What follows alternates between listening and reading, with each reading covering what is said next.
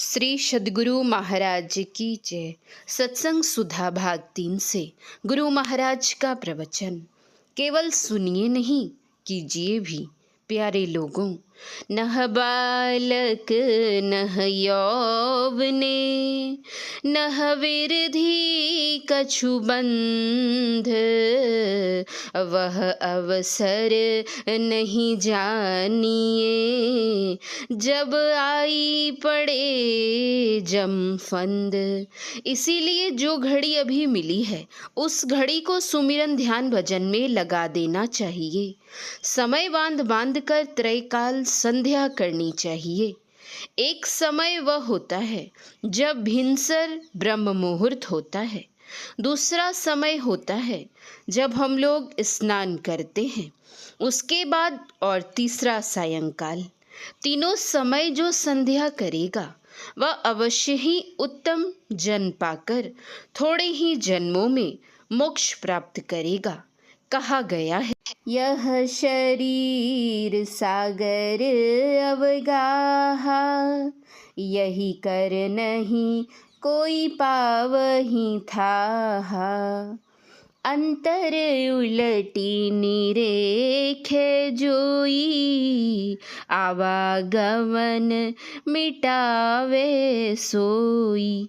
यह शरीर बड़ा समुद्र है, इसमें स्नान करने से इसकी कोई था नहीं पाता है।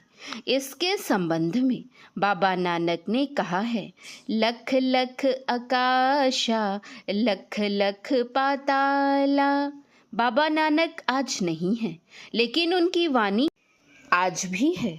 उनके वचन में है, क्या बकरी क्या गाय है, क्या अपनी जाया, सबका लोहू एक है, साहब फरमाया। पीर पैगंबर औलिया, सब मरने आया, नाहक जीव न मारिए, पोखन को काया। जो लोग संयम से खाते हैं उनका मन संयमित हो जाता है। क्या जाने शरीर कब खत्म हो जाएगा, बालपन में, युवापन में या बुढ़ापे में। कब यह शरीर खत्म हो जाएगा ठिकाना नहीं। जो भगवत भजन करता है वह इस जन्म में भी अच्छा होता है, भला बनता है, अंत में मोक्ष पाता है। संत कबीर साहब ने इस शरीर के संबंध में कहा है, डुबकी मारी समुद्र में, निकसा जाए आकाश, गगन मंडल में घर किया, हीरा पाया दास। यह शरीर ऐसा ही है, ऐसा कि यह बड़ा समुद्र है, इसकी थाह लोग नहीं पाते हैं। इसमें जो मरजीवा बहुत देर तक गोता लगाने वाले, यानी जो बहुत देर तक ध्यान लगाते हैं, वे कई जन्मों के बाद मोक्ष पा लेते हैं। एक फकीर थे, रामानंद स्वामी के समय की बात है। फकीर ने अपने चेले को रामानंद स्वामी के पास भेजा।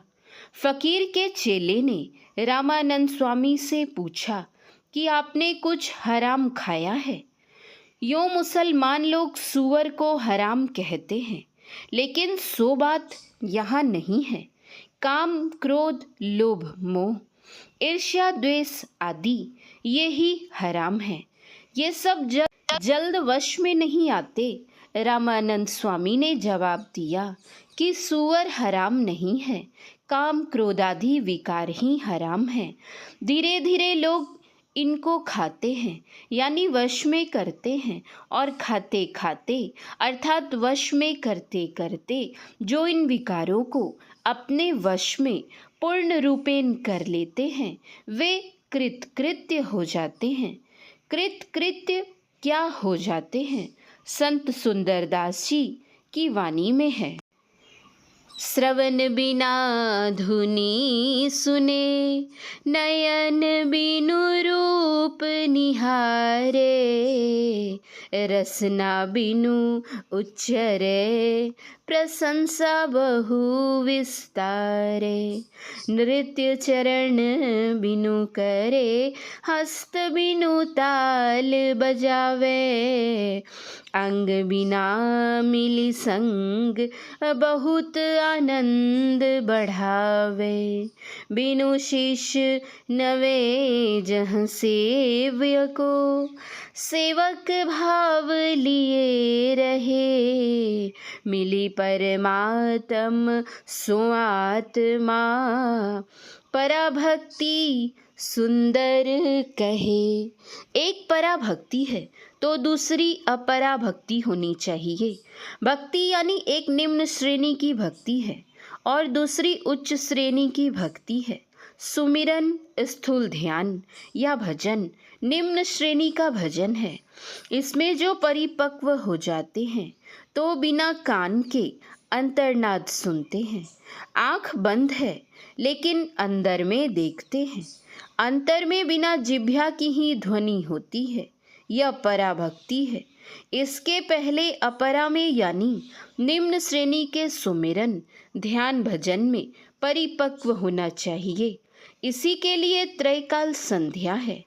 भिनसर में अर्थात सूर्य उगने के पहले ब्रह्म मुहूर्त में सोकर उठने पर आँख धोकर कुल्ली करके सुमिरन ध्यान भजन तीनों करना चाहिए।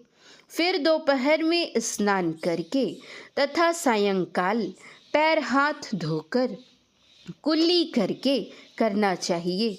जो इस तरह त्रैकाल संध्या बराबर करता रहेगा तो उसको होगा कि बैठा है और भजन होता है, लोगों से बातचीत होती है और भजन भी होता है।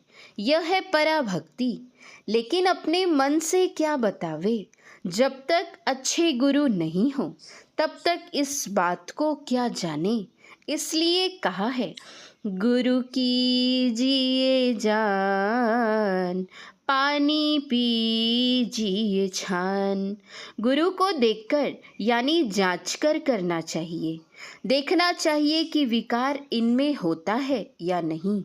पहले तो पढ़ाने वाले गुरु चाहिए। ये नहीं हो तो संसार का काम नहीं चलेगा। दूसरे गुरु वे होते हैं जो कहते हैं संसार का भी काम करो और सुमिरन भजन ध्यान भी करो। इसको करते करते बढ़ जाते हैं तो बैठे हैं ध्यान होता है, बात करते हैं भजन होता है। इनसे अनुचित काम नहीं होता है। आप लोगों को देखकर मुझे बड़ी खुशी होती है। पहले यहाँ रामायण का पाठ हुआ। बिना बिछावन के ही आप लोग यहाँ बैठ गए। केवल सुनिए ही नहीं, कीजिए भी। हमारे यहाँ नियम है कि पहले 6 महीने तक मांस मछली खाना छोड़िए, तब भजन भेद लीजिए। हमारे वासे में लहसुन प्याज कुछ नहीं चलता है। जिह्वा को वश में कीजिए, इंद्रियां वश में होंगी। साधन करते करते फिर होगा। सोवत जागत उठत बैठत, टुक विहीन नहीं तारा। झिन झिन अंतर निस दिन बाजे, जम जालिम पछिहारा। जितने हमारे संग के लोग हैं सब ब्रह्मचारी हैं। किन्हीं का विवाह नहीं हुआ है। जो कोई उचित काम करने योग्य हैं, ये लोग करने से बाज नहीं आते हैं। शुरू में हमारे हाथ का भी चमड़ा मोटा हो गया था, क्योंकि हमने भी खुरपी चलाई है, कुदाल भी चलाया है।